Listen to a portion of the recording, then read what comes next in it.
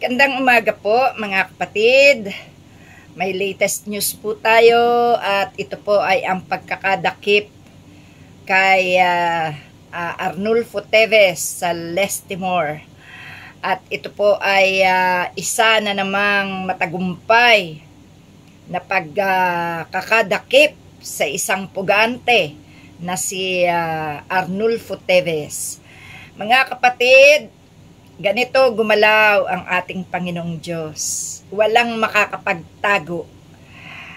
Maging ang batas ay tutulungan ng ating Panginoon na madakip at pagbayarin ang mga may sala, lalo na sa mga kautusan ng Panginoon na huwag kang papatay. Ito po ay isang example sa mga tumatakas sa kanilang mga pagkakasala. Sino kaya ang susunod? Sa pagkakataong ito, ito po ito.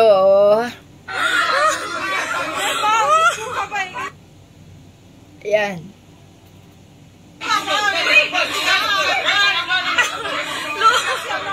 Lord!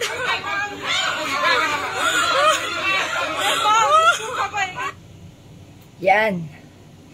Ito po ay masasabi natin na talagang makatotohanan na walang makakaligtas sa Panginoon ng ating Panginoon. So mga kapatid, tayo po ay magbigay ng inyong opinion dito, ano? At eto nga ang sabi, dating Representative Teves, hinuli ng immigration officer sa Timor-Leste. Hinuli ng Immigration Police sa Timor-Leste ang dating kongresistang si Arnulfo Teves Jr. sa kanilang tirahan sa Dili, gabi ng Martes, May 27. Ayan, no? Ito. Sabi po natin dito, salamat sa Diyos. Sapagkat sa ating mga Pilipino, tayo dapat ay magpakita na tayo ay hindi kumukonsente sa mga kriminal. Tayo po dapat ay nagkakaisa na tuligsain, pagbayarin ang lahat ng nagkakasala sa buhay ng ating kapwa Pilipino. Mga kapatid, ang pagkonsente sa kasamaan ay isang napakalaking pagkakasala sa Diyos.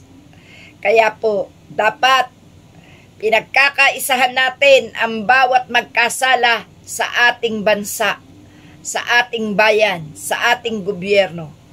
Ang mga politikong ito ay di nakakakilala ng Diyos. Ang mga politikong ito ay gumagamit ng kanilang kapangyarihan kung kaya't sila'y tumatakbo bilang politiko at bilang kandidato at nang makaupo sa gobyerno at nang mahawakan nila ang kapangyarihan at kahit pumatay sila, magnakaw sila, sila'y maabsuelto. Mga kapatid, hindi masama na tuligsain natin, pagbayarin natin ang lahat ng nagkasala.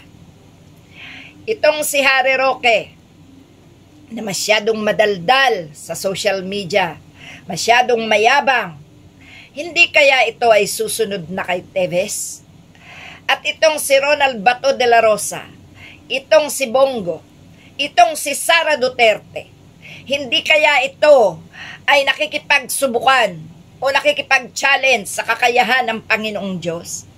Nakakahiya sila bilang mga Pilipino. Dapat sa kanila, kagaya ni Teves, kagaya ni Alice Go, kagaya ni Duterte, dapat talaga sila ay makulong at madakip na sa lalong madaling panahon. Ito pong mga taong ito ang naghahasik ng lagim sa ating bansa. Kung kaya tayo po talaga ay dapat sumisigaw, dapat pinagkakaisahan ang lahat ng nagkakasala sa ating bayan, lalo na ang mga may hawak ng kapangyarihan sa gobyerno. No? At ito nga po,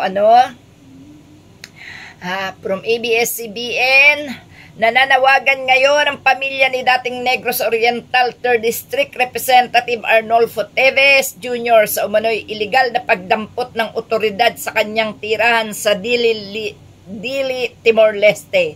Si Teves ang itinuturong mastermind sa pagpatay kay Negros Oriental Governor Ruel Digamo. Ayan, ang masasabi ko po dito, tuwi na lang dadamputin ang mga kriminal ay tinatawag nilang illegal arrest, Illegal arrest na naman ang sabi ni Teves, pero malinaw na pinagtaguan niya o tinakasan niya ang ginawa niyang pagpatay sa isa nating kababayan, mga kapatid. Yan po ang lason sa isip ng mga tumatakbong politiko sa gobyerno, umuupo sa gobyerno, na ang hangad ay pansarili lamang na kasiyahan, pansariling proteksyon, pansarili lamang nila ang iniisip nila tuwing sila ay uupo sa gobyerno. Kung kaya't sila ay mga naging sakim, naging magnanakaw sa pera o sa buhay. Kaya mga kapatid, talagang matindi na ang nangyayari na paghihiganti ng kalikasan sa kanila, paghiganti ng pagkakataon. At ito ang mga hinihipo ng Panginoon para sila ay pagbayarin sa kanilang pagkakasala. Ito si Teves, ayan. Si Teves ang nagsasabi na illegal na pagdakip na naman ang ginawa sa kanya, Nananawagan ang mga pamilya. Wow! Ang tindi mo, Teves, sa huling pagkakataon na ikaw ay nandiyan. Sa pagkakataong ito ngayon, magdusa ka. At dapat lang na natutuwa na rin naman po ako sa batas natin ngayon. Dahil talagang inuuna nila ang may mga matitinding pagkakasala. Salamat naman at nagbabago na ang takbo ng batas natin. Isa-isa nang nahuhuli. Ang hangad ko po, mahuli din ang pumatay kay Kuya Percy Lapid. Ang pumatay kay Kuya Percy Lapid ay walang kapatawaran, sapagkat ang ating kapatid na si Kuya Percy ay nagsasabi lang naman ng katotohanan at pinag-iingat ang sambayan ng Pilipino sa kanyang mga adikhain sa pagiging commentator at vlogger, po. Si Kuya Percy Lapid ay kailangan ding makakuha ng hustisya. Kaya po tayo ay manalangin pa sa Diyos na sana ay laging gabayan, subaybayan ang ating bansa laban sa kasamaan. Itong si Harry Roque, na nakikiisa sa kawalanghiyaan ni... Sa kawalanghiyaan nila. Diba? Eh ako nga, winawalangyari nila. Gusto ko rin ng blood bath. Kung nandyan ako, dalawa kami magba-blood bath. Okay? I support her. Dapat talaga, umagos ang dugo dahil sa kawalangyaan nila. Diba? Eh ako nga, winawalangyari nila. Gusto ko rin ng blood bath. Kung nandyan ako, dalawa kami magba-blood bath. Yan. Okay? I support her. Dapat talaga. Si Harry Roque ay nakasuporta kay Sara Duterte na isa ring makasalanan, matatawag natin siyang makasalanan dahil sa kanyang pag-uugali, At anak siya ng berdugo at kasabwat din siya sa mga pagpatay ng kanyang ama. Maaari bang hindi? Si Sara Duterte ang mayor nung mauso ang EJK. Si Sara Duterte ay nandiyan nung mauso ang patayan sa war on drugs. Kaya po mga kapatid, si Sara Duterte ay isa ring makasalanan at kailangan na siyang ma-impeach para malaya siyang damputin ng Interpol at ilagay sa kulungan ng dahig, ng ICC. Kaya itong mga itong si Harry Roque, ramdam ko siya ang susunod kay Teves.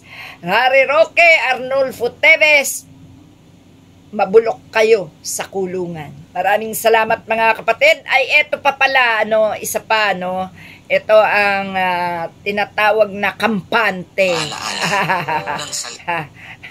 Ito tinatawag na kampante si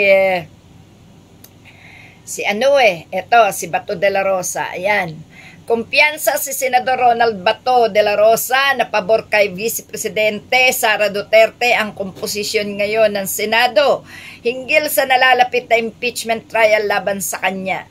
Ayon kay de la Rosa, nakikita umano niya na bukod sa umuusbong na Duterte block ay tila nagbabago na rin ang isip ng ilan sa mga senador na hindi nila kaalyado.